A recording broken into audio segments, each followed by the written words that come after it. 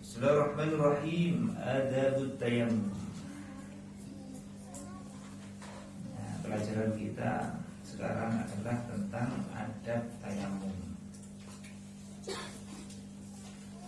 Maksudnya adab tayammum adalah kita tayammum memenuhi hal-hal yang diwajibkan dan hal-hal yang disunnahkan sempurna, sehingga yang kita lakukan adalah amalan-amalan yang wajib kita penuhi manakala tayammum dan wajib kita lakukan waktu tayammum, juga hal-hal yang dianjurkan manakala kita tayammum. Manakala kita kumpulkan dua hal tersebut yang wajib dan sunnah, maka di saat itu ya kita dikatakan orang yang melakukan adab daripada tayammum. Dan perlu diketahui bahwa tayammum itu adalah rukhsah. Rukhsah itu kemurahan Allah. Asalnya tidak boleh, jadi boleh. Ya, tayammum itu apa? Rukhsah. Berhubung rukhsah ada batasan-batasan. Perkara itu kalau rukhsah itu dibatasi, dibatasi. Beda kalau itu bukan rukhsah, azimah, bukan rukhsah, azimah, kebalikannya azimah, itu nggak dibatasi. Sehingga dikatakan rukhsah itu ada kaidah ar-rukhsu la tunatu bil ma'asi. Contoh, ar-rukhsu la tunatu bil ma'asi. Rukhsah itu tidak bisa disambung dengan kemaksiatan. Kalau kita maksiat, rukhsahnya hilang. Ya, kalau kita maksiat, rukhsahnya itu hilang, nggak ada rukhsah. Ya, ada orang ya bepergian ke suatu tempat tujuannya maksiat, maka di jalan tidak boleh tayammum walaupun tidak ada air. Ya, walaupun tidak ada air. Bahkan nanti waktu kelaparan tidak ada yang dimakan, ya maka tidak boleh makan bangkai. Tidak boleh makan bangkai karena makan bangkai itu rukhsah. Maka rukhsah itu tidak bisa disambung dengan apa kemaksiatan. Dan bagaimana? Ya kita harus wudu, gak bisa wudu, cari sampai ketemu tayammum tidak boleh. Atau kelaparan di tengah hutan, niatnya maksiat, kelaparan di tengah hutan bagaimana? Enggak boleh kita makan bangkai. Lah bagaimana? Dia sampai mati lah dulu.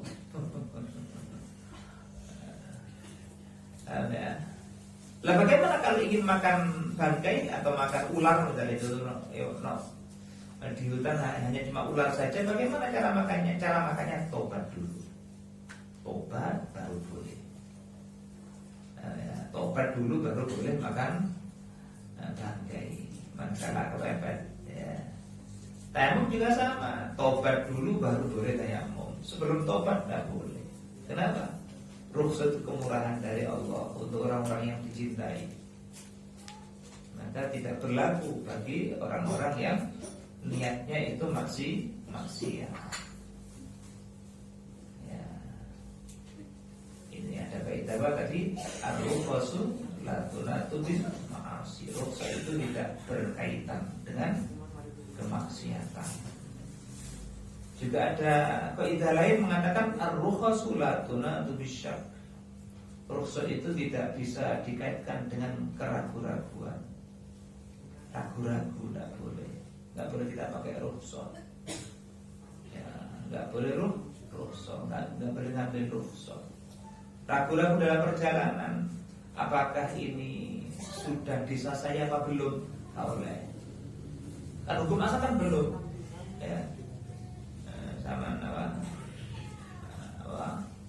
naik kapal laut misalnya contoh, ini desa saya belum ya, kok ragu-ragu? Enggak boleh. Jamak enggak boleh kok kosong. Sampai jelas bahwa sampean masih belum sampai di daerah Anda. Kenapa? Ragu-ragu, tidak berlaku hukum rukhsah. Ya. Itu rukhsah. Tayamum itu rukhsah. Maka tayamum tidak berlaku bagi orang-orang yang bermaksiat, ya, pergi maksiat. Maka tidak boleh di tengah jalan itu mengambil rukhsahnya Allah Subhanahu wa ta'ala. Maka setelah kalian mengerti tentang tayamum itu rukhsah, kemurahan dari Allah. Rukhsah itu adalah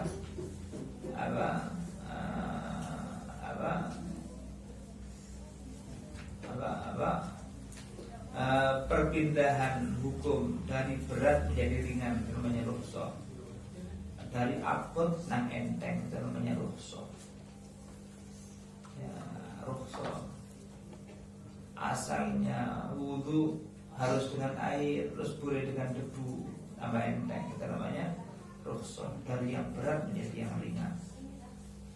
Lah tayamum itu termasuk rukhsah.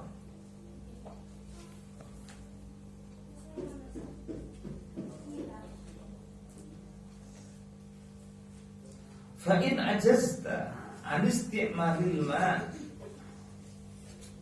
li faqdihi ba'da talab aw li udrin min marad aw li mani'in min al-usul ilayhi min sab'in aw habsin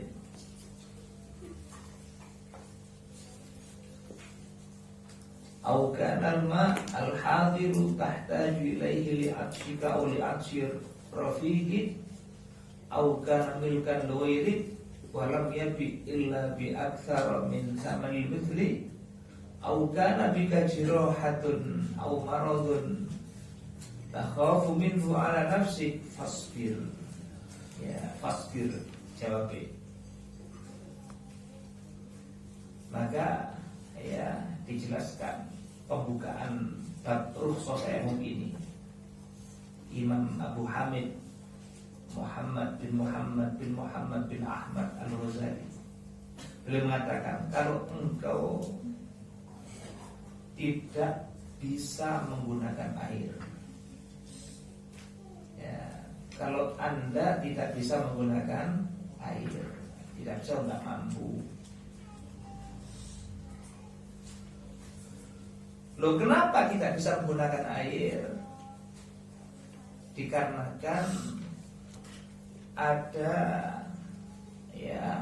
sebab-sebab. Yang mana sebab ini kalau dihitung ada 6. Ya. Sebab ini kalau dihitung ada 6. Yang pertama, lifaktihi, Anda tidak bisa ya menggunakan air dikarenakan ya tidak adanya air, tidak ada. Lah, mengatakan tidak ada itu bagaimana? Ba'da tolak, kalau sudah mencari. Ya, kalau sudah mencari, maka orang tayamum itu tidak boleh langsung tayamum, tidak boleh, harus mencari dulu, dicek. Dinding dicek kalau banyu ndak, sumur dicek kalau banyu ndak. Kalau sudah di rumah nggak ada, dicek nggak ada, tetangga ada ndak tetangga, airnya tetangga kanan kiri, ya itu namanya ngecek, ya. Maka ngecek ini ya adalah termasuk merupakan kewajiban bagi orang yang tayamumnya karena tidak ada air.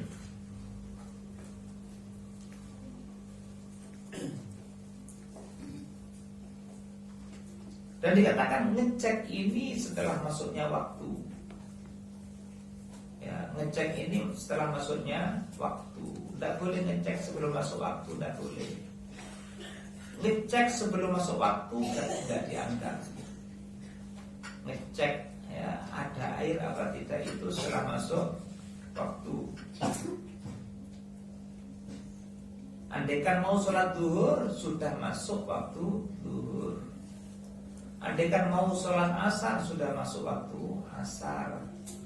Andaikan mau sholat maghrib sudah masuk waktu maghrib. Ya, itu baru kita boleh tayamum. Ngecek dulu baru boleh tayamum. Kalau Anda tayamumnya karena tidak ada air, ya, kalau tidak ada air. Auli udrin. Yang kedua, tidak bisa menggunakan air karena udzur, karena berhalangan. Artinya air ada, tapi ya kita berhalangan menggunakannya. Jadi banyu ono, cuma gak oleh dokter. Dikatakan mimmarodin, mungkin karena Anda sakit. Banyu akeh, ya jeding kebe sanyune barang banter. Cuma mau wudu, mau mandi besar, ini kita sakit. Mungkin sakit panas tinggi, ya, atau kita sakit apa. Yang penting kata dokter mengatakan tidak boleh terkena air. Ya, kalau terkena air bisa-bisa meninggal. Sampai nganggo banyu mati. Utawa gak mati, tapi lorone tambah suwe. Kata dokter, kalau ya tidak menggunakan air, diperkirakan sembuhnya ini 1 minggu. Tapi kalau pakai air 2 minggu. Itu termasuk Anda boleh tidak pakai air, boleh tayamum. Contoh ada orang sakit sakit kulit, contoh kebakaran atau apa. Dokter menyarankan jangan kena air. Kenapa? Biasanya kalau kena air mestinya sembuh dalam waktu 1 minggu, mundur 2 minggu. Maka itu namanya udzur. Jadi Anda boleh untuk tayamum, tidak pakai air, itu marad namanya. Atau ya air tersebut merusak organ tubuhmu, fungsi organ tubuh terganggu. Dokter mengatakan, hal ini yang berkaitan yang ahlinya.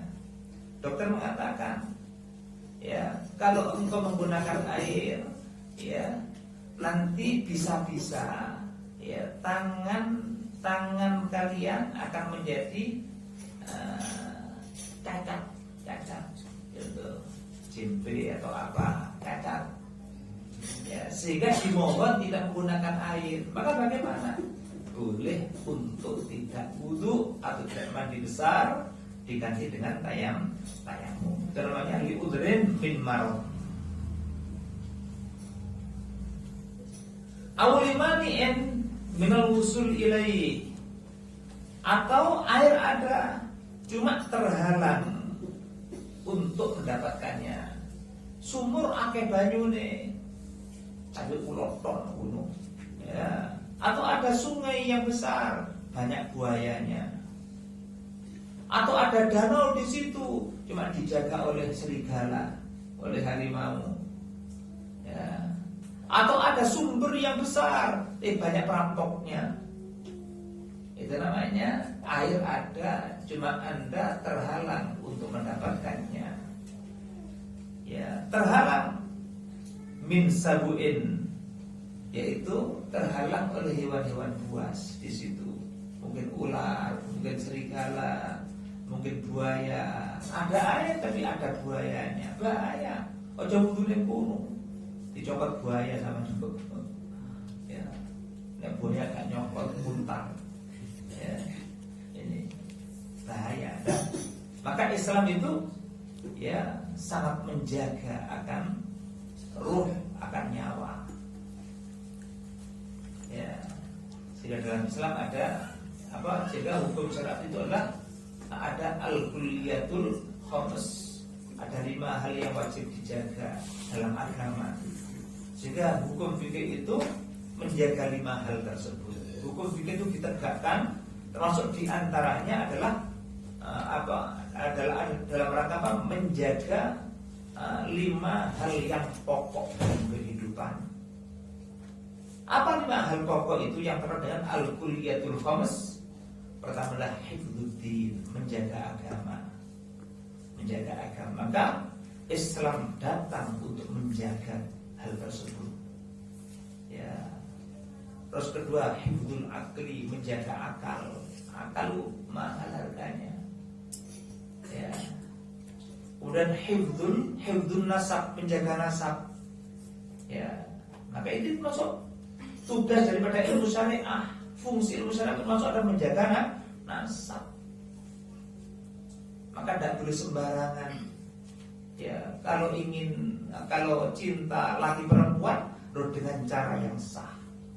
Ya, dengan cara yang sah. Kenapa? Islam ini datang untuk menjaga karena nasab. Ya, apalagi tadi apa? Menjaga akal, ya menjaga akal dijaga oleh agama. Jangan sampai akal ini rusak. Ya, yang kedua adalah menjaga hifdzuddin, menjaga agama, terus menjaga akal, terus apa lagi? Menjaga nasab. Terus yang keempat adalah menjaga harga diri. Ya, harga diri. Menjaga harga diri ya. Ada pemerkosaan, menjaga diri. Ya, maksudnya masuk hifdzul mal, menjaga harta. Jadi juga termasuk bagian daripada fungsi agama. Ya, fungsi agama. Maka itulah yang dibela dalam agama Islam. Jika Islam itu sempurna, semua ada perlindungan. Ya, ada perlindungan. Dalam hal ini maka agama ini mensupport penuh. Dan itu adalah fungsi daripada agama. Jika kita terjaga, akal kita terjaga, nasab kita terjaga, harga diri kita terjaga, harta kita terjaga. Ini termasuk adalah dalam rangka itu. Ini Islam diturunkan oleh Allah Subhanahu wa taala ke muka bumi. Maka orang yang di dekatnya ada air tapi tidak bisa mengambilnya, dikarenakan di situ banyak hewan-hewan buas yang siap menerkam kita, siap menyakiti kita. Walaupun kita dekat dengan air, boleh tayamum. Maka itu hukumnya secara syar'i faktul ma syar'an. Secara syariat air tidak ada. Ya. Walaupun kenyataannya banyak air. Terus au habsin, atau kalian tidak bisa menggunakan air karena Anda di penjara. Di penjara di suatu tempat. Ya, air di sekitarmu banyak. Tapi di luar penjara ada sungai, ada keran, ada apa lagi. Sama di penjara kau banyu nih. Bagaimana? Tayamum. Ya, kenapa? Karena Anda tidak bisa menggunakan dikarenakan sedang dipenjarakan atau dicancang di Roma. Ya, karena pelanggaran apa? Dicancang di apa? Yang tiang seperti ini. Lah ya apa katanya? Wudu mau dicancang. Ya, maka di saat itu kalian boleh untuk tayamum.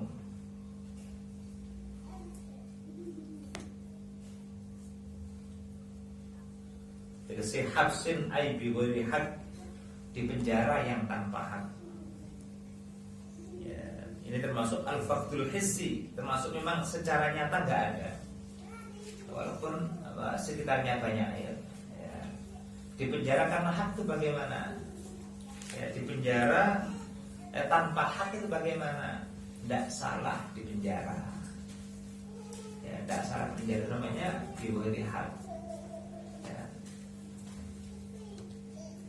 Au kal ma'ul hadir tahtaju ilaih, atau air di rumahmu banyak tandonnya penuh, ada tandon 1, tandon 2, tandon 3, tandon 5, tandon 10. Cuma air tersebut semuanya tandon-tandon itu ada lil ansyika untuk kebutuhan air minum, untuk persediaan air minum, banyak galon-galon aqua, galon dijamek kemana.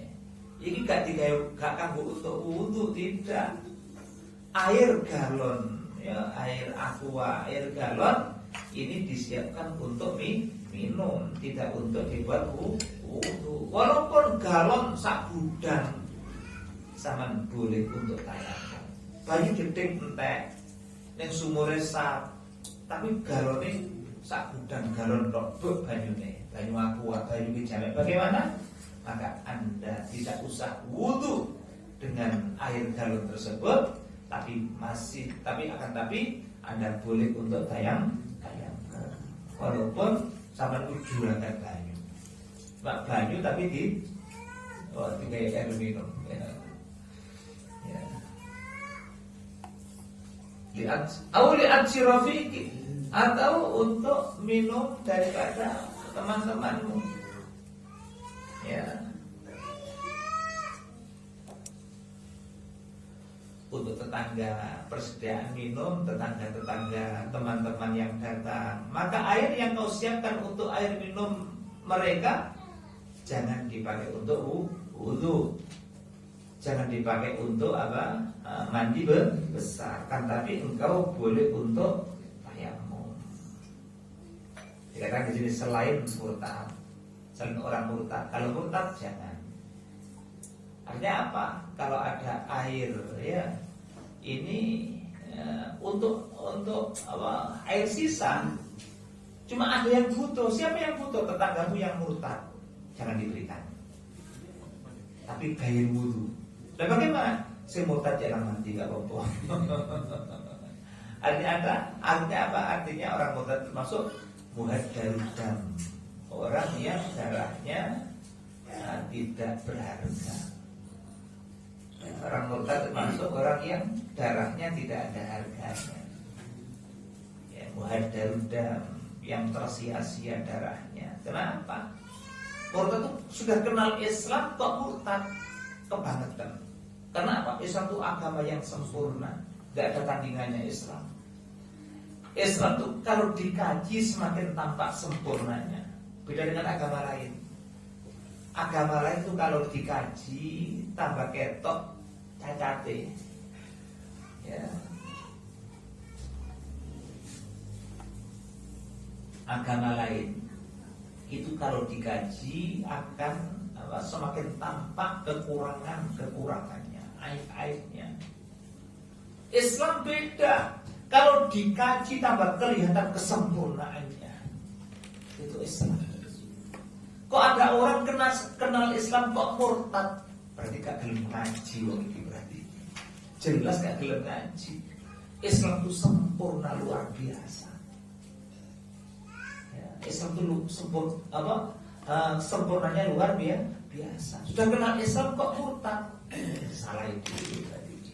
Maka orang yang murtad itu darahnya tidak berharga secara hukum Islam, maksudnya secara hukum syar'i. Ya, maka kalau Anda punya air, ya sisa, kemudian dibutuhkan oleh tetangga yang murtad, bagaimana? Ojo diwehno, tapi kayak wudu. Apa tetangga yang mau minum, biarkan dia mati. Itu murtad. Terus watarikus sholat, ini yang kedua, bahaya ini. Orang yang tak pernah sholat, masih nggak tahu sholat ya. Itu masuk juga muhaddarud dam. Orang yang sengaja tidak sholat zuhur, sengaja tidak sholat asar, sengaja tidak sholat maghrib, isya, subuh, itu darahnya tidak berharga menurut Allah, menurut agama Islam. Artinya apa? Kalau kita punya air, ya air sisa ini, dan dibutuhkan minum oleh mereka. Siapa mereka? Orang-orang yang tidak pernah sholat. Ojo diwehno, tapi gawe wudu, gawe nadus jinakat. Lah bagaimana mereka tidak tahu sholat? barno mati. Masya Allah. Ini tegasnya Islam dalam sebuah permasalahan. Kenapa? Sebab sholat itu pembeda antara kita dengan orang kafir. Sholat pembeda kita. Sing beda noki orang Kristen itu ada puasanya juga. Orang Hindu juga ada puasa. Kalau puasa semua agama ada. Tapi khusus sholat gak harus nandingi. Zakat ya ono, agama juga ada zakat, ada sedekah juga. Tapi kalau sholat gak ada tandingan. Pembeda kita dan mereka itu sholat. Sehingga Rasulullah SAW manakala beliau dakwah ke Taif, ya dakwah ke Taif, maka ya sebelum masuk Taif Rasul dihadang. Kemudian ada dialog. Waktu itu Rasulullah bersama dengan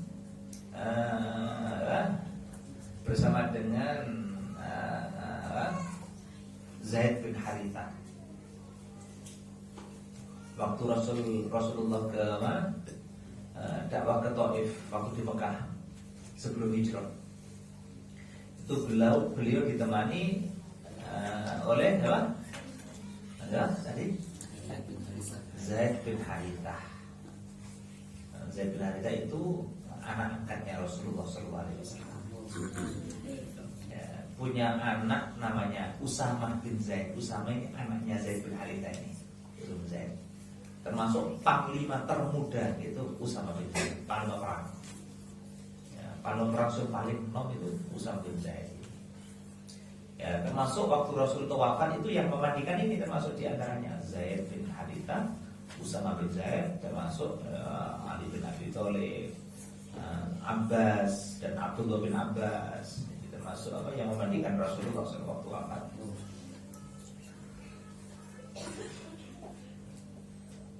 Maka manakala Rasul itu mau masuk Taif untuk berdakwah, dihadang oleh orang-orang Taif. Ada dialog. Maka di antara dialognya apa? Wahai Muhammad, kami mau masuk agamamu dengan syarat. Kata mereka, kami mau masuk agamamu Islam, tapi dengan syarat. Artinya syaratnya apa? Syaratnya kami tidak usah sholat. Nanti kan ya. Syaratnya kami tidak usah sholat. Apa kata Rasulullah? Tidak ada kebaikan sekelompok kaum yang ngaku muslim tapi tidak sholat. Gak ada kebaikan sedikit pun orang yang ngaku muslim tapi tidak sholat. Kalau bagian kebagusannya, maka darahnya gak ada harga menurut Allah Subhanahu wa Ta'ala.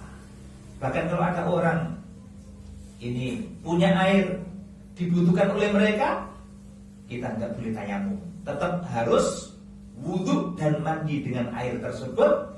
Biarkan mereka yang nggak sholat itu mati kehausan. Kenapa? Sebab ya nggak ada kebaikan orang yang meninggalkan sholat. Ya, maka ya rohnya tidak berharga.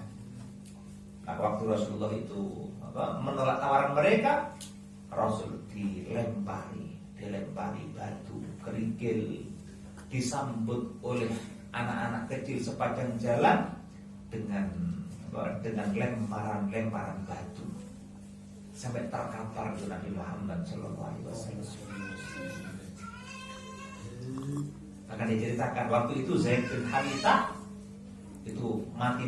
Zaid bin Harithah masuk orang yang pertama masuk Islam, termasuk Zaid bin Harithah termasuk orang yang masuk Islam nomor 3 dalam Islam. Ya, Zaid bin Harithah masuk orang yang lebih dulu masuk Islam.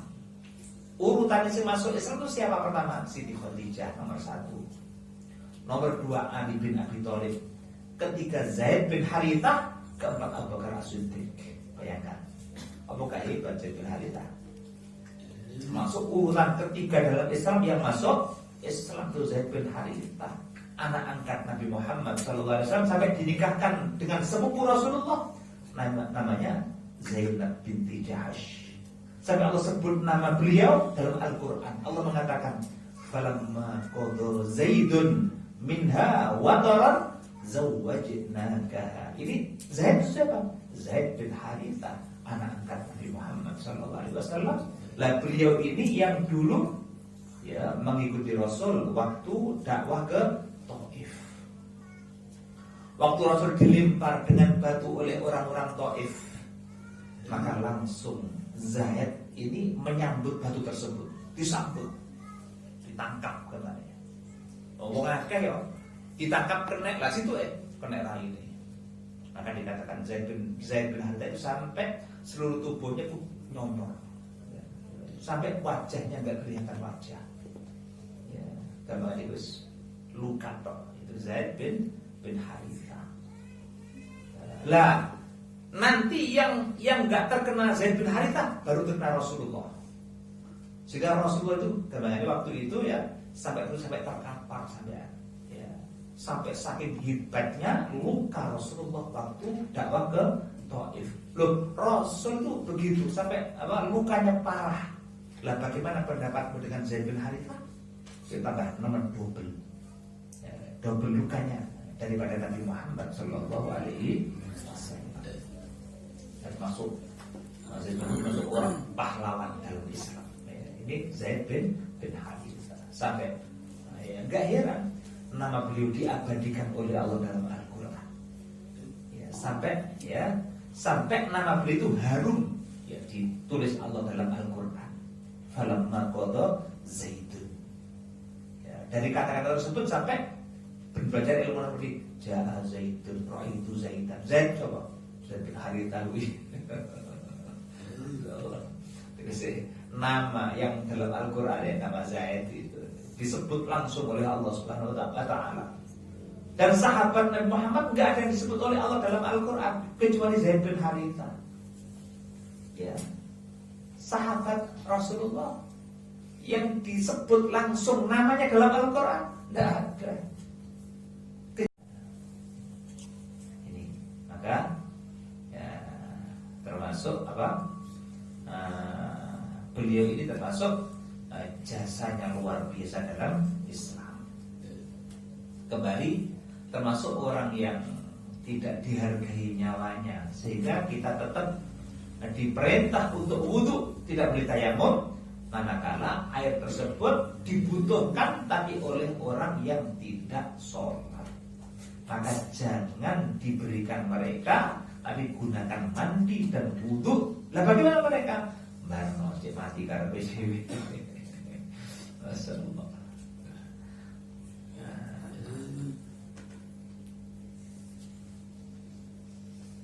Termasuk ada wal harbi.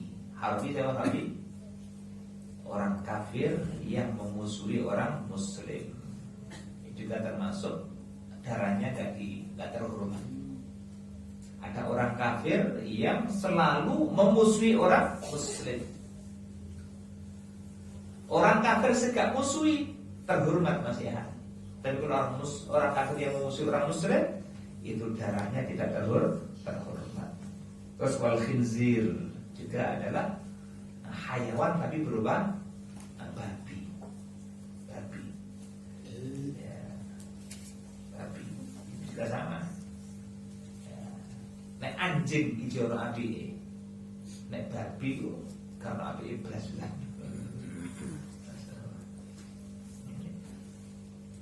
Dikatakan al-khinzir aswa'u halan minal kalb.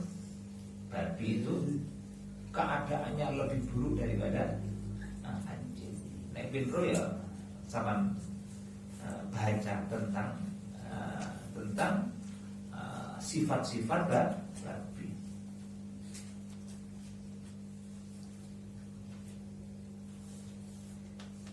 Terus berikutnya Aukana bika jirohatun,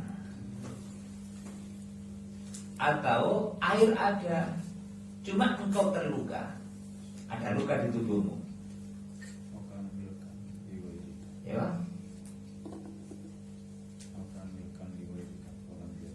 Au kana milkan li ghairik, atau air ada cuma milik orang lain, milik teman, milik saudara, milik tangga. Ya. Air banyak cuma milik tetangga. Air banyak milik saudara. Air banyak milik teman. Yang di rumahmu nol, gak ada air. Bagaimana?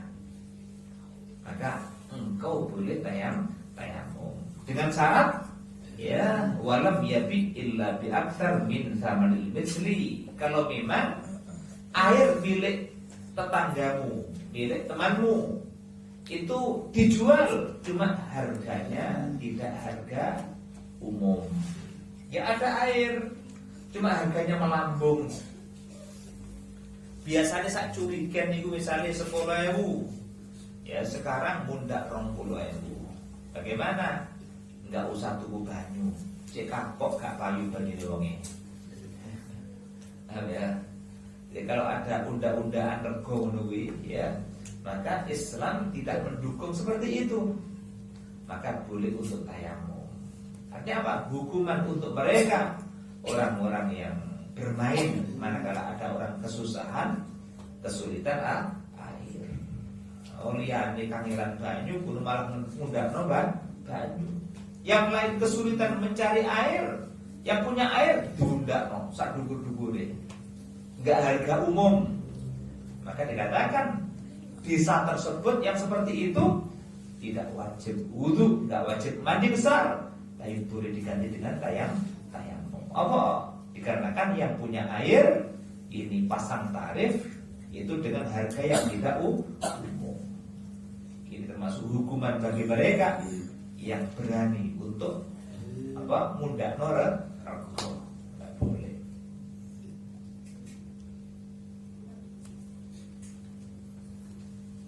Rego gak umum. Ya seperti haji juga sama. Kalau haji kok regone gak umum, ya kita juga tidak wajib.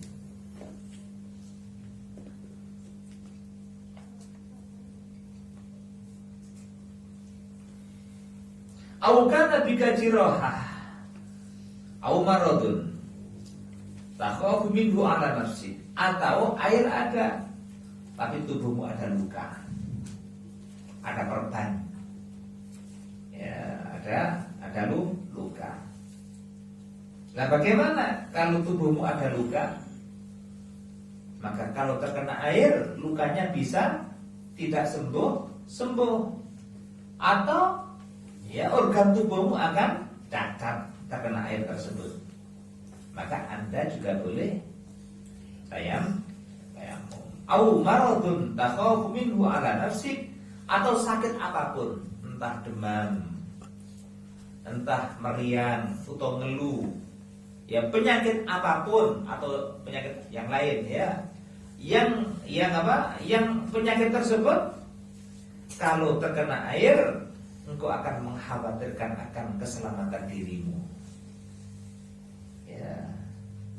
Wis loro apa wae sing pantangane banyu, maka Anda langsung boleh tayamum. Ya. Maka Anda langsung boleh tayamum. Titik. Lah, itu sudah 6 disebutkan tadi. Mulai sejak enggak ada air, mulai ini tersebut ya. Lah setelah sudah terjadi hal tersebut, ada sebab-sebab yang keenam, Anda termasuk orang yang mengalami salah satu sebab tersebut dari sebab-sebab 6, maka bagaimana cara tayamum? Dikatakan fasbir. Maka kita tidak boleh langsung tayamum, tapi harus menunggu, bersabar dulu. Ya, bersabar sampai kapan? Hatta yadkhula waqtul fardhah, sampai masuk waktunya fardu, waktunya sholat fardu.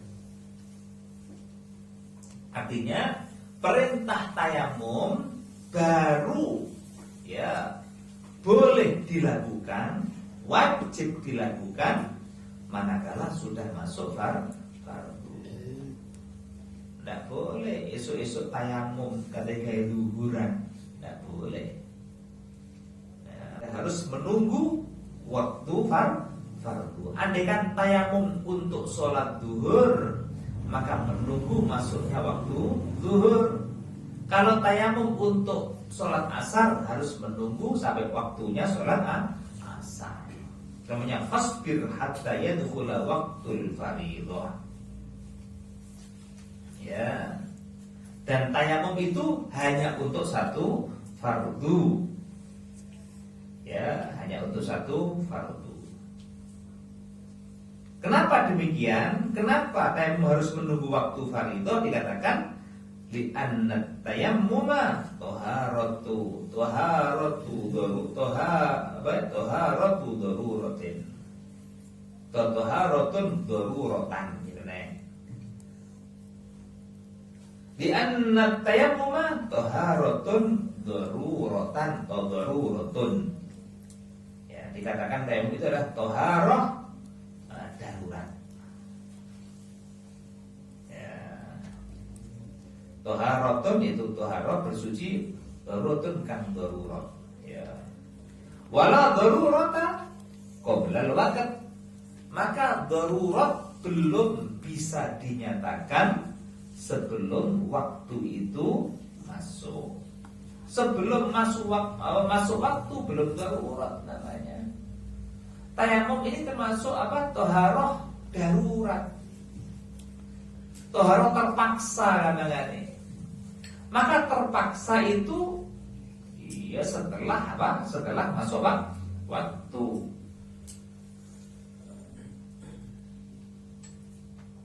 Ya, maka terpaksa itu adalah setelah masuk waktu. Maka tidak ada darurat sebelum masuk waktu. Wong gurung kewajiban wis nglakoni darurat. Ya. Maka darurat itu ya setelah masuknya waktu.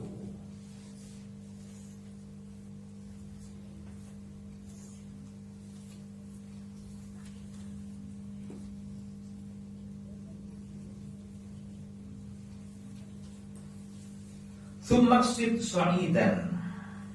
Maka setelah engkau sudah masuk waktu ya, syarat-syarat sudah dilakukan, andaikan karena tidak ada air sudah mencari. Ya, dalam tayamum itu ada haddul qurbi, batas dekat. Ada haddul wawul, batas minta pertolongan. Ada haddul bukti, batas jauh. Ya. Dalam tayamum itu adalah ada haddul qurbi, batas dekat. Ya, dekat.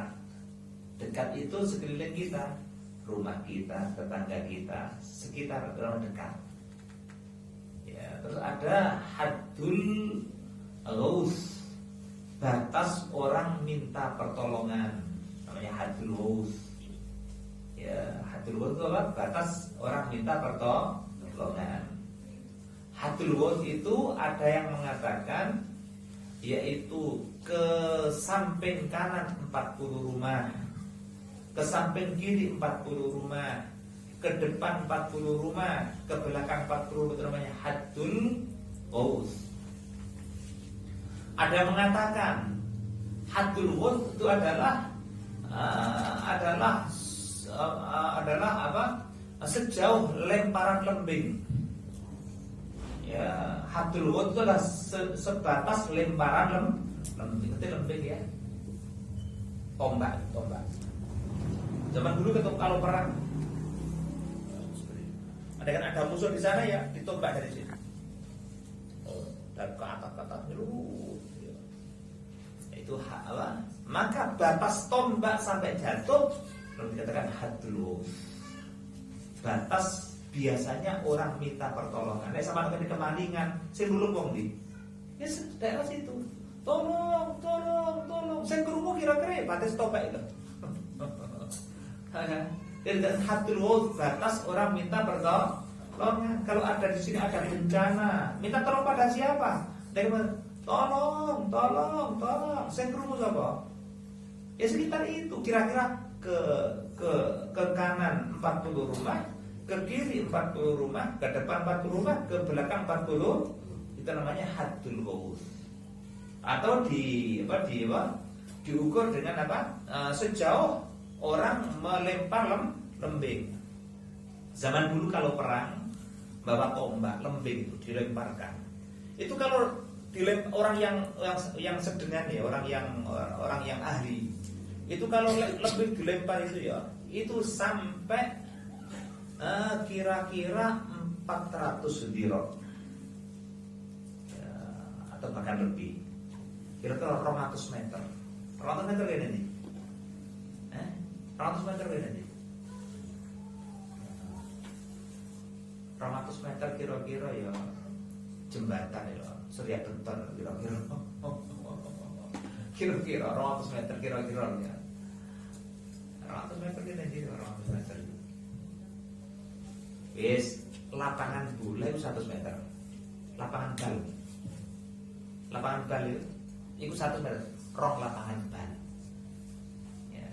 Lapangan bola loro lempar. Itu orang dulu itu sampai 2 lapangan sepak bola itu sampai tembus. Itu naik mana sampai naik perang itu juga seperti itu, perang itu. Jarak 200 meter terus kuatir kena itu lembing itu gurung panah tambah lebih atomane ya, ini termasuk apa? Nah, itu termasuk dibuat ngukur apa? Haddul ghaus ya, haddul ghaus. Kemudian haddul bu'di, batas jauh. Jika nanti dikatakan tayamum itu kita wajib mencari air pada haddul qurbi dulu, batas dekat dulu, nggak sampai haddul ghaus. Ya. Kemudian kalau dikira-kirakan pada haddul ghaus itu ada air, wajib kita berjalan sampai haddul ghaus. Mencari kira-kira petang puluh ke kanan, ke kiri. Andaikan dikira-kirakan ada air. Tapi kalau haddul qurbi ya ono gak ono kudu goleki. Sumur diinceng, jeding diinceng. Nek perlu tanggone delok Mbak Yu, Kam ono banyak gak sampean itu nek haddul qurbi. Tapi kalau haddul ghaus ini kalau memang diperkirakan ada air. Ya, itu dicari. Ya, itu haddul ghaus. Kalau haddul bu'di jauh ya, kira-kira 5 kilo lah ya, begini bunut kira-kira. Maka kita sudah tidak wajib lagi. Andaikan ning bunut itu ada air, kita tidak wajib pergi ke sana. Kenapa? Itu sudah dikatakan haddul bu'di. Maka kita sudah tidak wajib untuk wudu hanya nang bunut hanya untuk wudu. Mau coba wudu nang bunut, ya kapuan. Tapi kalau haddul ghaus, jok kerangin, kok yakin ada air, wajib ke sana. Kenang cokro, dumpul, kok di situ yakin ada air, wajib ke sana. Ya, wajib ke sana. Ya.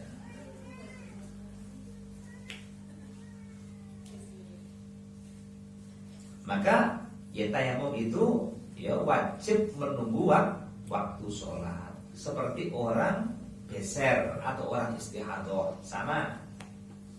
Maka orang istihadah atau orang beser ini juga wudunya wudu darurat.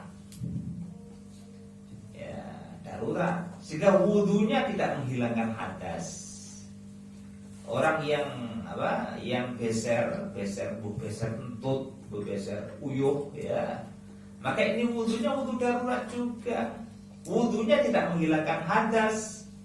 Maka wudunya orang yang geser atau istihadah ini harus menunggu waktu sholat. Nek kate sholat zuhur, wudunya harus sudah masuk zuhur. Tidak boleh belum zuhur wudu kan sah. Ya. Bahkan sebelum wudu harus dibersihkan dulu, harus apa? Istinja dulu, dicawi lah, dibersihkan dulu. Ya, bahkan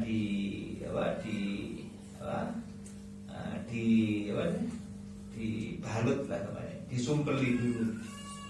agar nggak anjlok kemana-mana.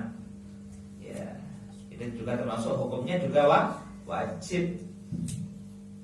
Hukumnya juga wajib seperti itu. Maka ya wudunya orang yang istihadah ini juga menunggu masuknya waktu.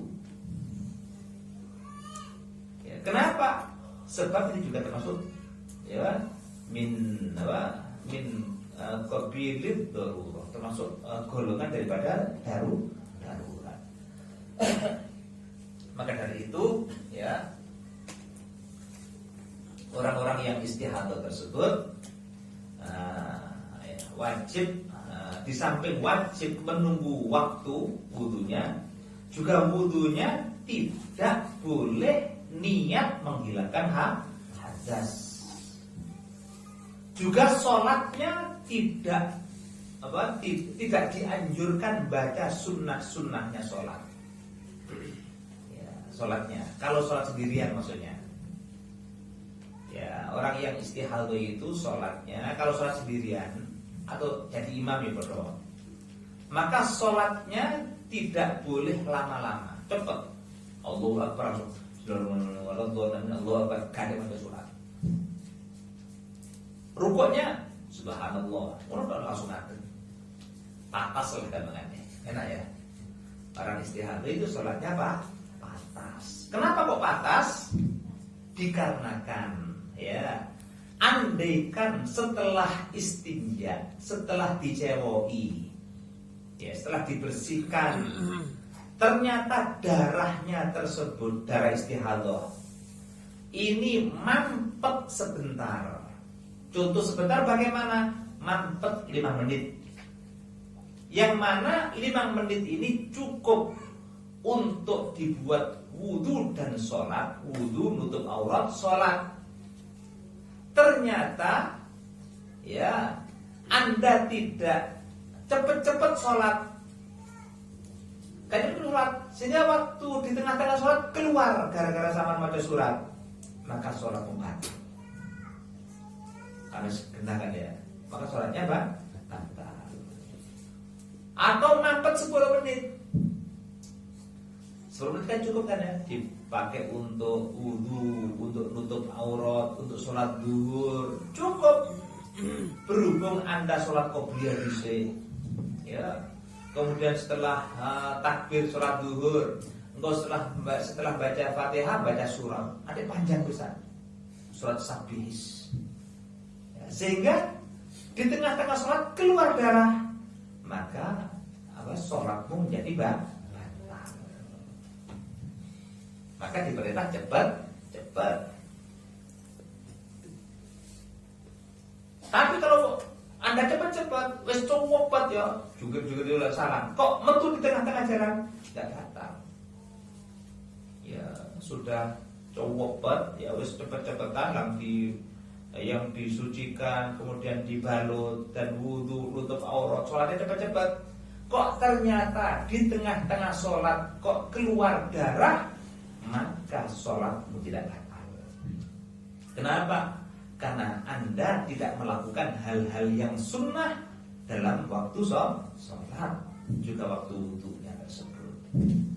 Kalau Anda sholat sendirian atau jadi imam, tapi tidak jadi makmum menunggu jamaah, bebas. Sing enak istihadah, sing paling enak jamaah. Sing paling enak nunggu jamaah, walaupun nunggu setengah jam, ya gak apa-apa, nyantai. Imamnya suwe, tambah beneran. Kan ya, walaupun keluar waktu Anda nunggu jamaah, waktu keluar tetap gak apa-apa. Waktu sholat keluar gak apa-apa kalau Anda nunggu jamaah. Tapi kalau nggak nunggu jamaah bermasalah, kayak cepet-cepet ya.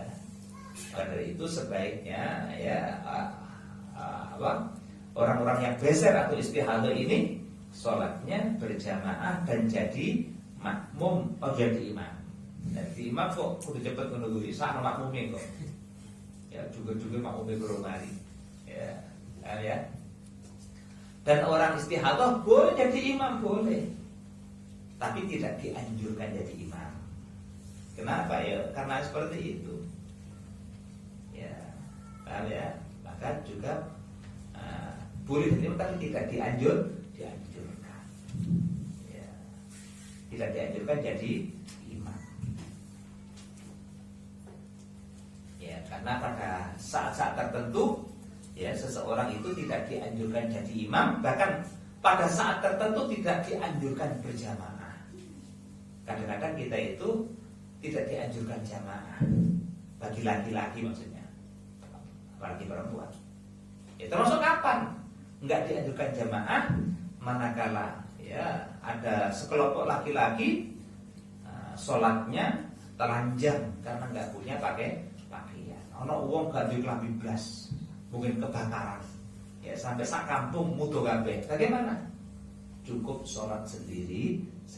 Tapi andaikan jamaah bagaimana? Boleh, tapi gak dianjurkan. Andaikan maksa ingin jamaah gara-gara sekolah jamaah, maka kewajiban mereka adalah memejamkan mata waktu sholat. Jika dulu aurat wajib merem. Ya, agak merem, enggak rame mungkin. Ya. Ya. Ini termasuk apa? Kewajiban bagi mereka yang istihadah. Ya. Itu termasuk cepat-cepat. Ya. Dan orang istihadah itu boleh jadi imam dengan syarat seperti itu, cepat-cepat. Andai kan nggak cepet, kok nggak keluar nggak masalah. Ya, tapi khawatirnya, ya nggak cepet terus keluar. Kalau keluar dari awal nggak masalah. Misalnya contoh ya, kan mari membersihkan, wis dibalut, kok metu, malah nggak masalah. Rotok dilon-lon nggak apa-apa kalau metu masalahnya. Contoh, setelah dibersihkan, sudah dibalut, ternyata kok langsung keluar, maka Anda boleh sholat dilon-lon oleh. Kenapa? Boleh kadung metu. Sing nggak boleh pelan-pelan kalau darah belum keluar. Itu saya bahaya. Darah belum keluar. Dikhawatirkan di tengah-tengah nanti keluar karena Anda sholatnya lama dan panjang. Ya, seperti itu. Jelas ya? Masalah. Maka saya ulang, orang istihadah boleh jadi imam. Yang nggak boleh jadi imam adalah orang yang wajib untuk sholat iadah. Itu sekali imam. Siapa orang yang nggak boleh jadi imam itu? Ada orang fasih, orang yang ahli fikih maksudnya. Ya, bukan kita nggak bahas orang-orang yang nggak bisa baca Fatihah, kita nggak bahas itu. Ya, orang yang ahli jadi imam adalah orang yang wajib sholat iadah, maka tidak boleh jadi imam. Siapa orang sholat iadah itu? Masuk faqidut tahurain, orang yang waktu wudhu nggak ada air, tayamum gak lebu. Kate wudhu banyu gak ono, kate tayamum gak ono, lemah. Contoh menurut pesawat. Pesawat itu pakai tahurain. Sholatnya hormat, waktu sholat biasa. Maka dalam pesawat tidak boleh jamaah, hanya boleh sholat sendiri. Andaikan jamaah harus imamnya kena, imamnya butuh wudu atau tayamum. Tapi kalau imamnya sama-sama itu nggak boleh. Orang yang wajib mengulang sholatnya wajib apa? Tidak boleh jadi imam.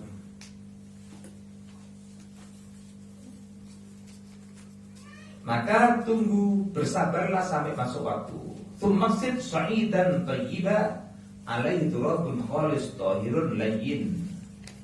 Setelah engkau menunggu masuknya waktu, kemudian ya, kalau sudah masuk waktu, maka bergegaslah engkau mengambil debu. Ya, debu yang suci, yang halal. Pertama debu yang halal, bukan milik orang, milik umum, ya apa? Embong, milik umum. Ya, debu yang halal pokoknya. Atau milik orang tapi minta izin. Juga debu yang suci, nggak boleh yang najis. Debu yang najis, mari tuyui, pedus, dari itu kering, kali kita tayamum. kandangi wedhus ora lebune gak oleh gawe tayamum. Ya. Maka debu yang halal yang suci.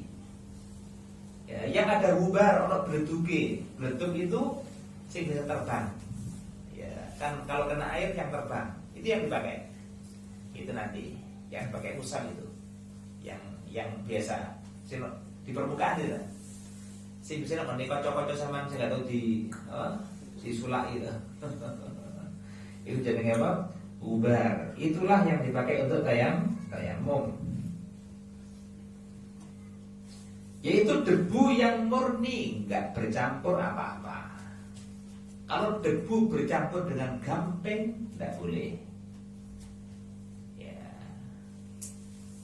Debu bercampur ambek apa?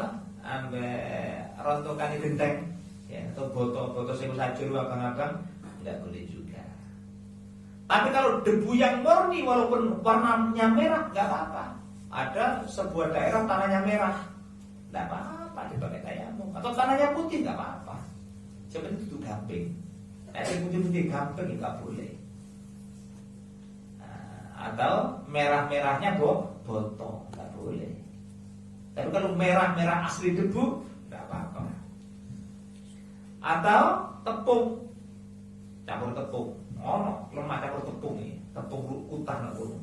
Digawe tayamum tidak sah. Orang campurannya harus khalis, harus murni dan harus lain yang lembut. Ya yang tadi saya biasa itu. Ya, sing halus. Ojo apa? Wedi, ulang wedi. Wedi ini truk sing gawe ngecor itu. Ojo iku gambar kabeh sampeyan. Ya. Itu tidak boleh. Ya, harus yang ubar yang biasa terbang terkena air itu. Air terkena apa? Angin.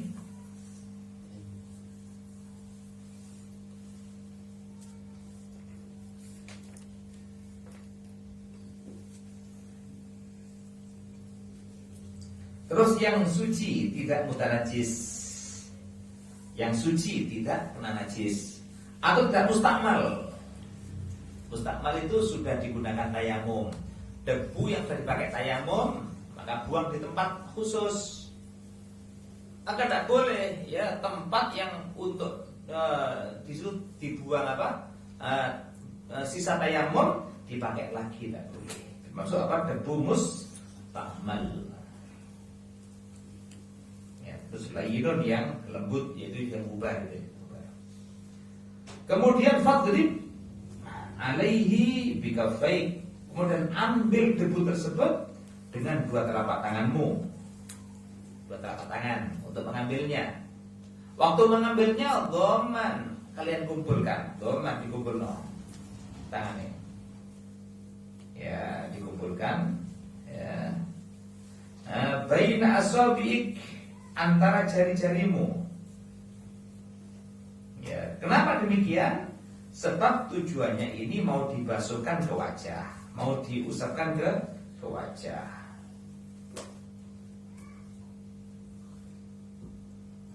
Ya.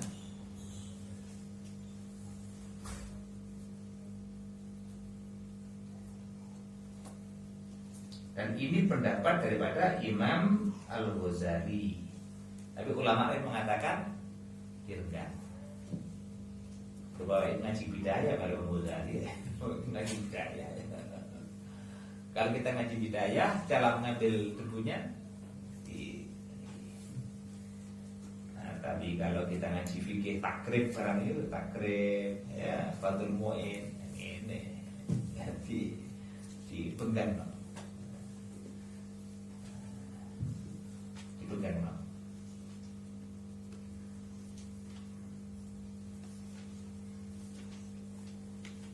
Terus wan istibahata fardhis shalat, kemudian niatkan waktu itu ya agar engkau diperkenankan untuk melaksanakan fardhunya sholat.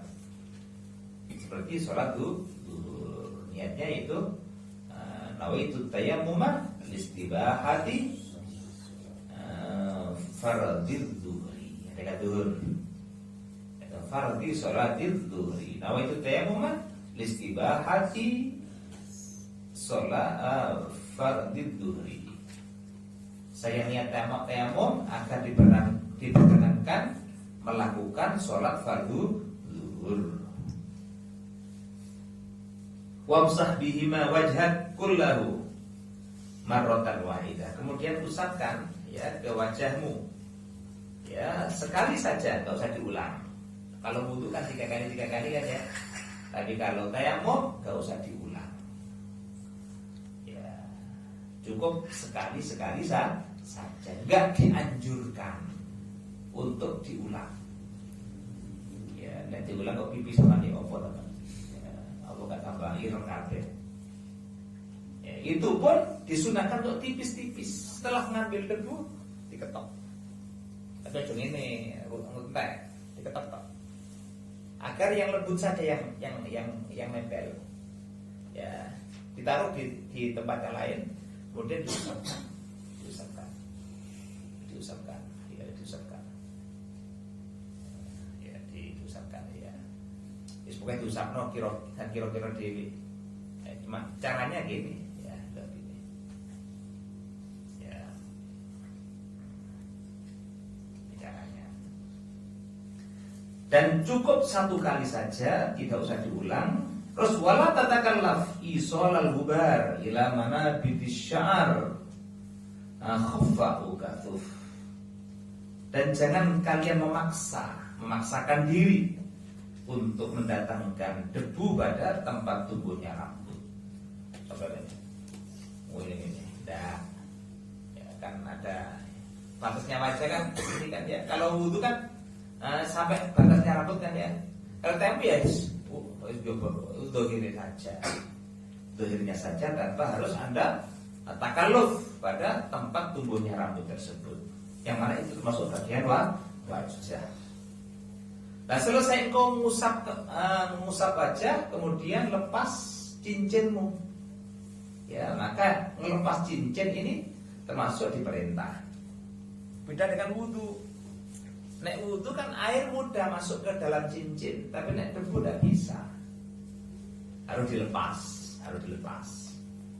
Maka lepas cincinmu, kemudian Anda ambil sekali lagi untuk apa? Untuk 2 tangan.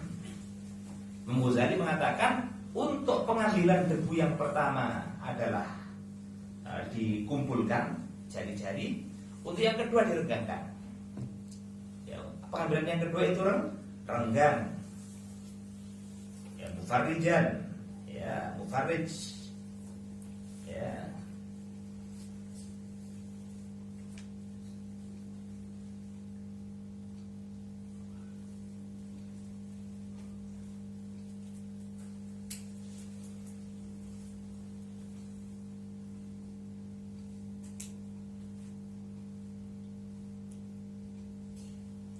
Lah tujuannya seperti ini direnggangkan agar nanti debu itu sampai mengena ya antara jari-jarimu.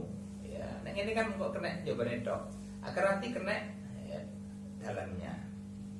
Dikatakan kalau Anda tidak merenggangkan maka nanti wajib takhlil. Tegese waktu ngusap tangan wajib seperti ini. Wajib. Ya, kalau tidak merenggangkan nanti wajib untuk takhlil seperti ini. Ya, wajib takhlil. Ya. Maka kemudian usapkan yang kanan dulu seperti ini. Ya, kita usapkan ya ini dulu. Ya, 4. Ya, kita 5 4. Ini 4. Nah, kemudian ditarik ke bawah sampai sikut, kemudian diputerinnya, putar. Nah, diputar. Kemudian ditarik ke atas sampai seperti ini, sampai telapak tangan diputar. Nah, ini udah bisa ya. Kiri juga sama 4. Ya, seperti ini sampai sikut, kemudian dipegang, diperkes seperti ini sampai di sini telapak tangan diputar. Kalau sudah selesai, dipertemukan dua telapak tangan, kemudian dimasukkan satu sama lain. Dan cukup seperti itu. Dan tayamum ini untuk wudu dan untuk mandi. Untuk wudu yaitu, untuk mandi yaitu. Kan gampang kan ya? Andai kan selesai haid, ya cukup itu. Kan enak, kademen. Ya. Untuk orang hadas kecil, ya ngusap wajah dan dua tangan.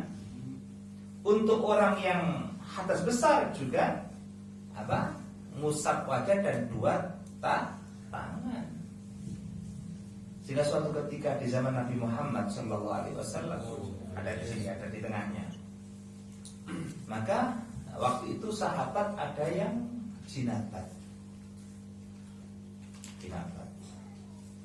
Waktu jinabat sahabat ini terluka, kepalanya terluka, ada luka di kepalanya, luka parah. Waktu jinabat tanya pada sahabat yang lain, tanya, wahai saudaraku, saya sedang jinabat. Bagaimana cara bersuci dari jinabat sementara aku sakit kepalaku? Apakah boleh tayamum? Ya, maka mereka jawab juga, oh lah ya kudu adus. Ya, kudu adus. Ya, pendapat mereka. Maka langsung ya adus. Maka sungguh. Maka sahabat ini mandi jinabat.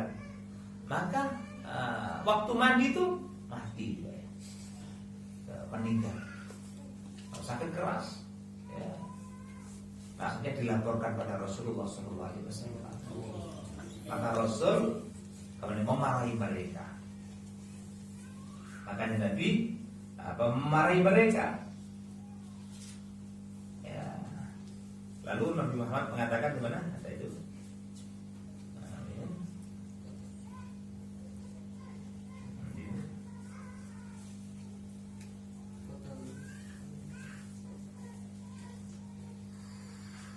Mana? Kayak gila. Qataluhu alam yakun syifa'ul ayyis su'al itu. Maka akhirnya Rasul mengatakan, ya, mereka telah membunuh daripada fatwa mereka membunuh orang yang mandi tersebut. Alam yakun syifa'ul ayyis su'al. Bukankah ya Anda ngerti bahwa obatnya kebodohan adalah tanya? Obatnya bodoh itu bukan bodrek. Ya, obatnya bodoh itu bukan ultraflu. Obatnya bodoh itu bukan madu atau jinten ireng itu. Tapi obatnya bodoh itu tanya, ngaji katanya. Kok kok nang aku katanya kan. Tapi andai kan di bahasa ngono ya, maka ya berhubung ya gak iso maksud jawab ae. Sampai kalau korban itu mati. Maka Rasul ini memarahi mereka. Ya, mereka.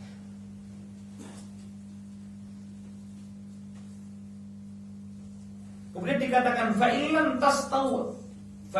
tastau ibhuma fadrib darbatan ukhra.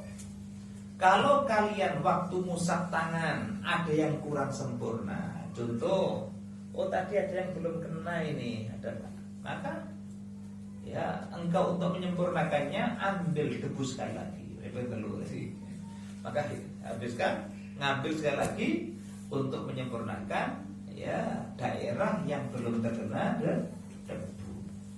Ya. Kemudian tumamsah ihda kafaik bil ukhra. Kemudian ya salah satu telapak tanganmu kalian usapkan dengan yang lain ya. Wamsah ma baina asabiqa bil tahlil. Kemudian antara jari dengan tahlil. Ya, cek debunya sampai ke mana? Ke dalam. Setelah itu wasalli bi fardhan wahidan. Kemudian setelah selesai tayamum, maka Anda hanya boleh melakukan satu sholat fardu wa ma syi'ta minan nawafil, dan semaumu untuk sholat sunnah. Nek fardu dibatasi cuma satu, sholat sunnah boleh banyak. Dengan syarat sholat sunnah yang sudah masuk waktunya. Ya, maka tidak boleh ya wudu untuk sholat subuh dipakai sholat duha, tidak boleh. Walaupun sunnah. Ya, duha jam itu.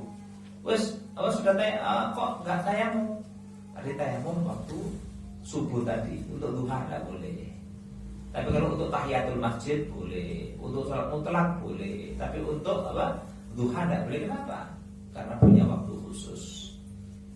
Punya waktu khusus.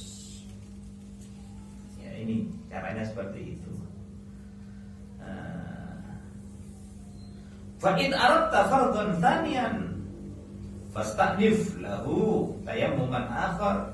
Kalau engkau ingin fardu yang lain, kaki kodok misalnya ya, aku biasanya sholat zuhur ping 3, ngomong ping kodok isim biyen-biyen. Bagaimana? Ya tayamum ping 3 tuh. Tayamum untuk ada, tayamum lagi untuk kodok, lagi untuk kodok ping 3 lumayan. Ya. Karena sama kate kodok 10 zuhur, ya tayamum 10 namanya. Lumayan. Ya, ini termasuk bab tentang tayamum. Dan tayamum termasuk adalah min aqobatil fikih. Tayamum termasuk daripada fikih-fikih sulit. Ya, fikih-fikih sulit. Tadi dijelaskan belum tuntas. Ya, dituntaskan panjang. Termasuk masalah masafah itu ada masafatul qurbi, ada masafatul bu'di, ada haddul ghaus.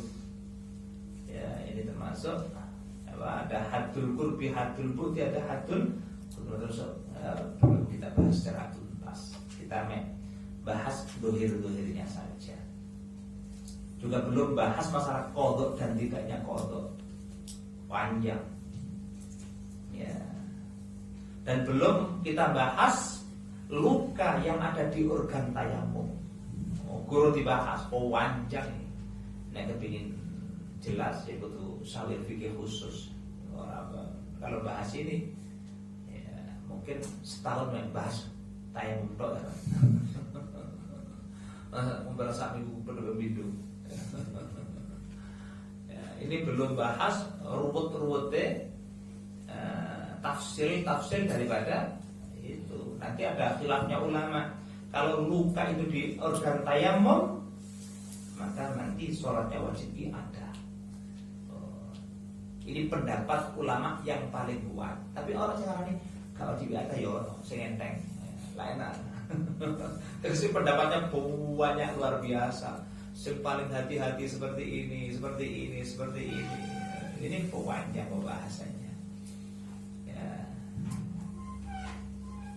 Dan termasuk nanti luka itu dibahas. Kalau luka itu tambalannya gede tambalan berarti dibahas.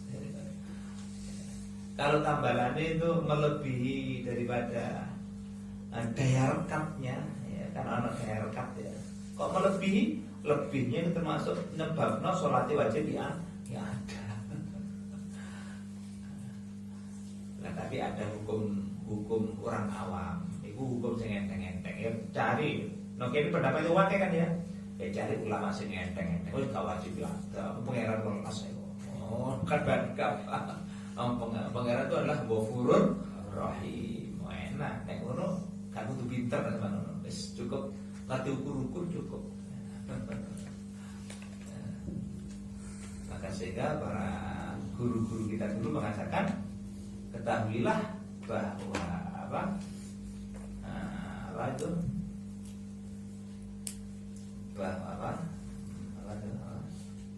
bahwa guru itu adalah agama.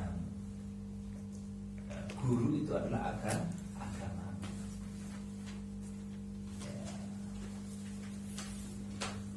Ya, guru itu agama. Orang itu lihat baik buruknya, lihat gurunya. Guru itu agama. Maka perhatikan gurumu, Tuhannya siapa? Perhatikan gurumu, Tuhannya siapa? Apakah gurumu itu Tuhannya Allah? Tapi Anda akan mengenal Allah Subhanahu wa ta'ala. Atau gurumu itu Tuhannya ketenaran. Segala itu tenar tok. Aku kudu di posting gitu. Enggak posting aku mau.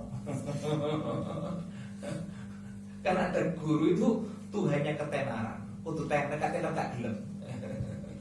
Itu berarti Tuhannya bukan Allah Subhanahu wa ta'ala. Atau guru itu Tuhannya perempuan. Wedoan pangerane. Wis nek ana bab wedoan wis lumpuh kowe. Atau guru itu Tuhannya adalah harta benda. Sehingga punya duit ya, sehingga ngomong itu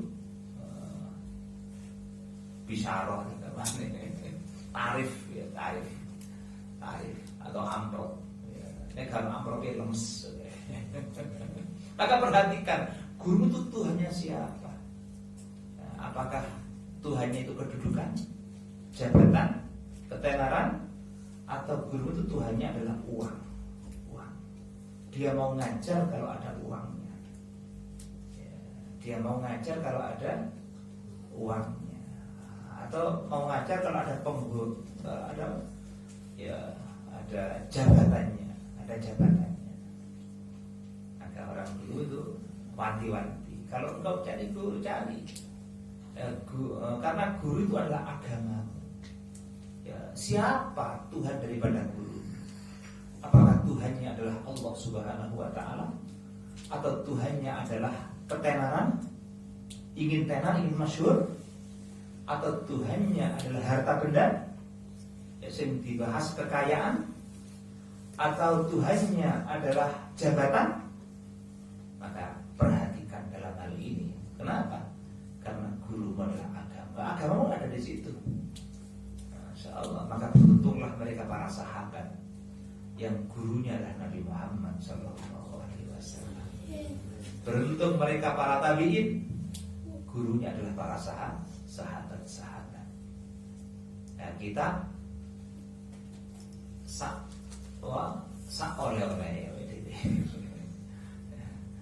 Masya Allah. Maka dari itu kita semua minta pada Allah Subhanahu wa ta'ala agar dipertemukan dengan seorang guru yang Tuhannya adalah Allah Subhanahu wa ta'ala.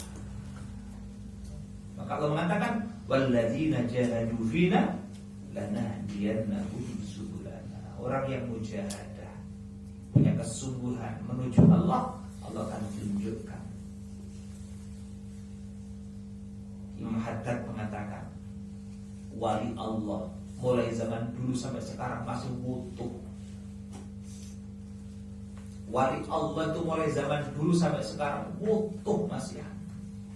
Dikatakan selama Quran itu ada tulisannya, maka tingkat para wali juga masih utuh. Wali sama nek delok Quran jare tulisannya wali utuh. Delok Quran nek pinro wali Quran delok ono tulisannya enggak? Quran sampean delok ono tulisannya enggak? Ono. Di wali utuh tulisannya. Dan beliau mengatakan kalau engkau ingin tahu gampang, pipetok gampang, kesungguhan dalam niat. Engkau minta pada Allah dengan kesungguhan, pasti kau dipertemukan dengan mereka. Mereka adalah orang yang Tuhannya Allah Subhanahu wa ta'ala. Ya, awake dhewe mek diskusi tok ngene. Diskusi tok awake dhewe iki cek melintat-melintut ngene. Nanti melintat ya. Ya, kadang pengenane Allah, kadang-kadang ya Allah. Kadang-kadang ya pengenane yang lain. Masya Allah, la haula wa la quwata illa billah. Padahal gurumu itu adalah agama. Dari itu kita berdoa pada Allah, kita tekadkan kepada Allah agar kita dipertemukan oleh orang-orang yang Tuhannya adalah Allah Subhanahu. Sampai Allah mengatakan, wa may yudlilillahu falan tajida lahu waliyyan mursyida. Barang siapa Allah sesatkan jalannya, maka dia tidak akan bertemu dengan waliyan mursyid. Wali mursyid, wali yang mengarahkan dia kepada Allah Subhanahu wa ta'ala. Ya, siapa orang yang tersesat itu enggak bertemu wali mursyid, enggak bertemu dengan seorang wali yang membimbing dia sampai kepada Allah Subhanahu wa ta'ala. wis bahas ngene iki rada griming-griming kowe dhewe. Masyaallah. Maka dari itu kowe dhewe membuka. Yang penting kita berusaha, tetap berusaha. Kalau ada ulama-ulama datang, kita agungkan, kita hormati, kita yakin mereka adalah orang-orang yang bisa membimbing kita menuju Allah Subhanahu wa Ta'ala. Termasuk kita ngaji seperti ini, ya, dalam rangka agar kita ya dapat bimbingan menuju Allah Subhanahu wa Ta'ala. Ya. Ini penting bagi kita. Ya. Maka kita sambung dengan guru-guru kita sambung dengan para ulama-ulama kita sambung dengan para wali-wali Allah Subhanahu wa Ta'ala. Termasuk yang membuat kami itu optimis adalah ada ya, walaupun ijazah umum, yaitu ijazah untuk membaca kitab bidayah. Waktu bertemu Habib Umar bin Hafid di Pasuruan, beliau berijazah untuk ngaji kitab Bidayatul Hidayah. Muka-muka nyambung, menyambung, masya Allah. Nah, keberkahan saya. Terima kasih Allah bisawab. Wa